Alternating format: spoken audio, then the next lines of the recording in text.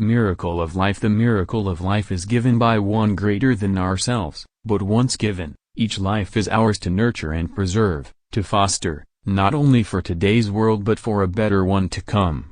There is no purpose more noble than for us to sustain and celebrate life in a turbulent world, and that is what we must do now. The quest for peace, the cause of freedom. 2005. Aren't lazy or unwilling to work, they just don't know how to free themselves from the welfare security blanket. I've spoken of the shining city all my political life, but I don't know if I ever quite communicated what I saw when I said it. But in my mind it was a tall proud city built on rocks stronger than oceans, windswept, God-blessed, and teeming with people of all kinds living in harmony and peace, a city with free ports that hummed with commerce and creativity, and if there had to be city walls, the walls had doors, and the doors were open to anyone with the will and the heart to get here.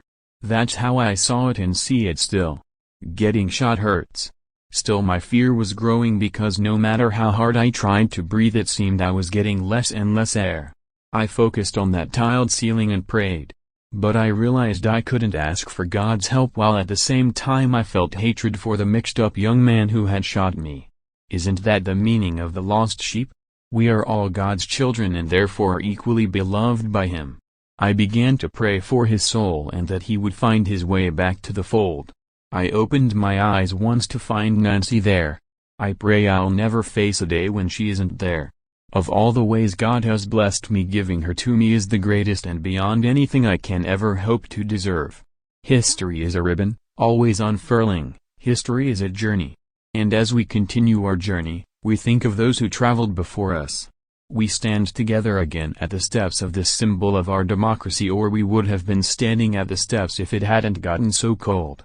Now we are standing inside this symbol of our democracy. Now we hear again the echoes of our past. A general falls to his knees in the hard snow of Valley Forge, a lonely president paces the darkened halls, and ponders his struggle to preserve the Union. The men of the Alamo call out encouragement to each other, a settler pushes west and sings a song, and the song echoes out forever and fills the unknowing air. It is the American sound. It is hopeful, big-hearted, idealistic, daring, decent, and fair. That's our heritage, that is our song. We sing it still. For all our problems, our differences, we are together as of old, as we raise our voices to the God who is the author of this most tender music. And may He continue to hold us close as we fill the world with our sound and unity, affection, and love, one people under God, dedicated to the dream of freedom that He has placed in the human heart, called upon now to pass that dream on to a waiting and hopeful world.